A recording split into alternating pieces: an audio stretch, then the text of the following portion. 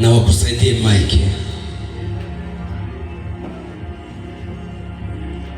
Zaburi. Subiri Mike.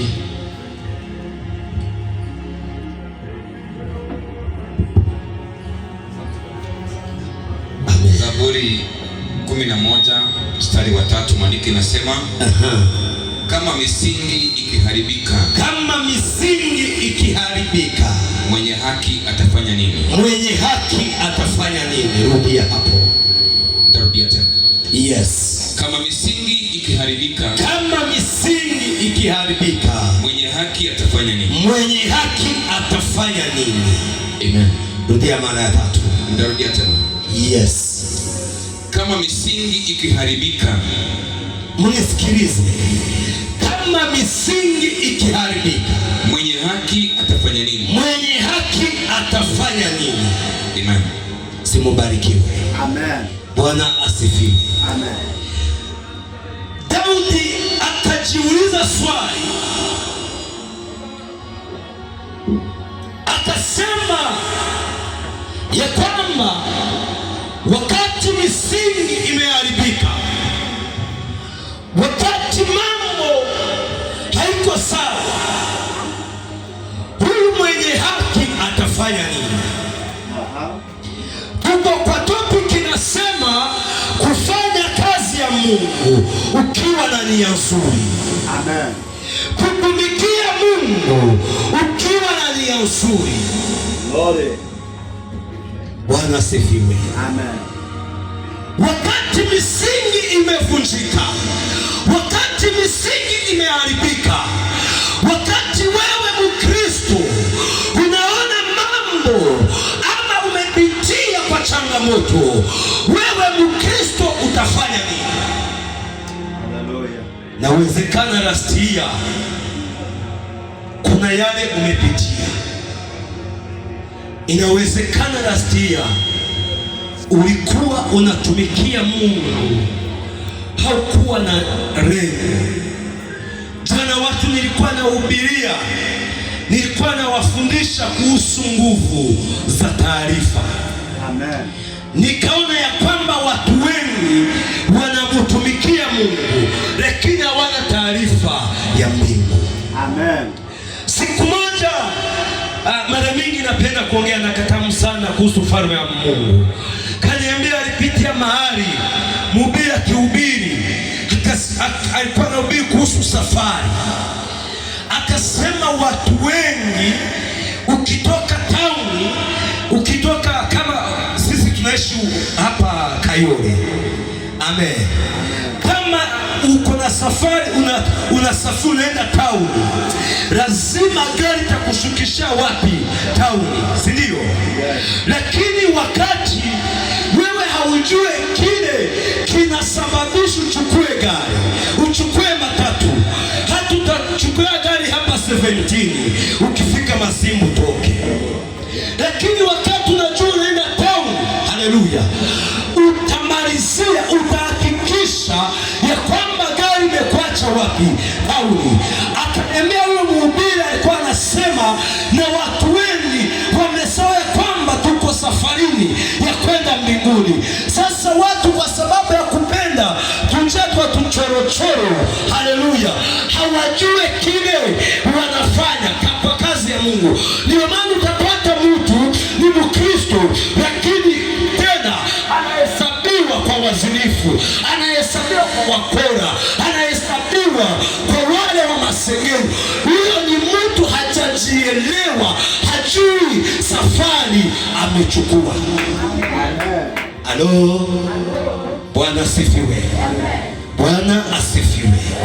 Kufanya kazi ya Mungu ukiwa na lengo nzuri, ukiwa na nia nzuri. Amen. 2026 nakuuliza swali na usinijibu, ujijibu wewe mwenyewe. Nini kinachokuleta kanisani? Hiyo ni swali la kuuliza. Ni nini? Amen. Bwana asifiwe. Nini kinachokuleta kanisani?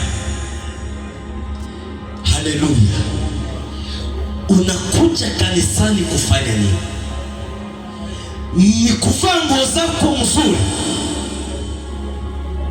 ni kupata time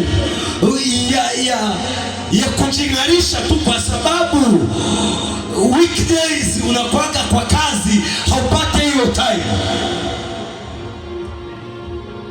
Nini kinachokuleta kanisani?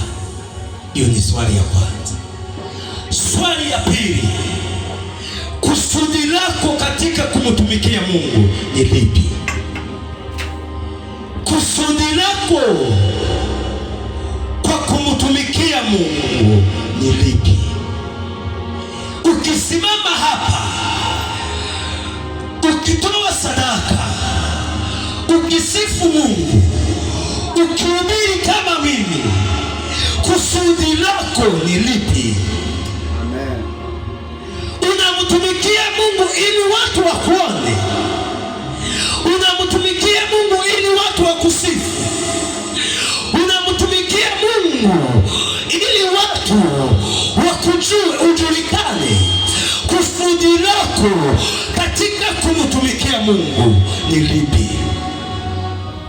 Siku moja mchungaji akatuuliza, tulikuwa kwa mkutano wa wachungaji, akatuuliza, sasa Mungu akikuuliza kweli unapeleka hao watu, utamwambia ni wapi? Wachungaji wenzangu, kusudi letu katika hizi viti za cheo tumepewa ni lipi? Waimbaji, kusudi lenu ni lipi? Haleluya. Atukiimba sana huwezi zidi Chameleone, huwezi zidi wakina wasanii wa nje. Unajua mimi siwajuani, wanaitwa wanani, Wakina Zuchu au wote huwezi wazidi, wako na masauti mazuri sana, lakini wao wanajua kusudi lao ni kuperform, wapate pesa na wajulikane, si ndio? Na wewe mwimbaji, kusudi lako ni lipi? Halo, Bwana asifiwe. Amen. Swali ya tatu, wito wako katika kanisa ni upi? Wito wako ni upi? Kuna watu wanakwenda kanisani lakini hawajua wameitiwa nini, wamechaguliwa kufanya nini. Amen. Amen. 2026 jiulize haya maswali na utafute majibu. Unakuja kanisani kufanya nini? Kusudi lako katika kumtumikia Mungu ni lipi? Namba 3, wito wako ni upi? Bwana asifiwe. Amen. Bwana asifiwe. Amen. Tumesoma Biblia imesema wakati misingi imeharibika, mwenye haki atafanya nini? Bwana asifiwe. Amen. Hizi hapa sifa za mtu anayefanya kazi ya Mungu kwa kusudi. Kuna sifa za mtu ambaye anafanya kazi ya Mungu akiwa na kusudi, ama kuna wale watu walichanuka wakamtumikia Mungu, kuna vile walitumika, kuna njia walipitia. Haleluya. Mtu ambaye akona nia, akona lengo ya kumtumikia Mungu, kitu cha kwanza. Bwana asifiwe. Amen. Kuna kitu nimekumbuka, acha niwaambie, tuelimishane. Mwaka wa kwanza, wiki ya kwanza, si ndio? Yes. Wenye hawajui kuandika ni wangapi? Wenye hawajui kuandika ni wangapi? Sisi tunajua kuandika. Yes. Notebook inaweza nunua pesa ngapi? Nani hawezi pata 50? Nani hawezi pata 50? Tumununue notebook. Okay, sisi zote tuko nayo uwezo. Kalamu inanunua pesa ngapi? 10 bob. Nani hawezi pata pesa ya kalamu? Sisi zote tuko sawa. Amen. kitu kizuri. Saa hii naona wengi wako hapa ni viongozi na wenye wanafanya kwa madhabahu, si ndio? So kuanzia next week njoo na karamu na kitabu. Amen. Amen. Amen. First service ni ya mafunzo. Amen. Amen. Na wakati unafunzwa andika, sitakusaidia. Sure. Haleluya. Well. Tunakubaliana? Yes. Tufanye agano kama tumekubali. Mungu angalie, simubarikiwe. Amen. Haleluya. Amen. Kuanzia Sunday. Bwana asifiwe. Amen. Na mkibarikiwa, apostle niambie nifunze. Mimi nitakwambia uende nje kama una kalamu na kitabu. Sababu ya hiyo agano itabidi. Kwa sababu hiyo agano, si tumekubaliana? Amen. Bwana asifiwe. Amen. Si ndio wife? Usiseme wewe ni mke wangu, nitakufu. Usingojee nikukumbushe. Nitafukuza nje. Nitamwambia aende nje kidogo relax. Nikimaliza mafunzo aingie. Si ndio? Yeah. Bwana asifiwe. Amen. Na naomba Mungu asahau nimufanye mfano. Si ndio? Simwambie Neema asahau. Na apostle Mungu amuguse aniambie nifunze sana. Bwana asifiwe. Amen.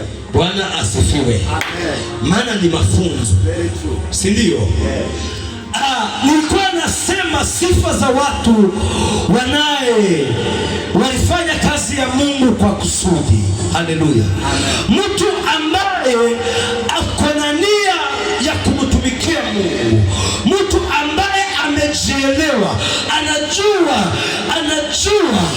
kile kinamuleta kanisani, kusudi lake kwa kumtumikia Mungu na wito wake. Haleluya. Yule mtu anajua vizuri anakuja kanisani kufanya nini.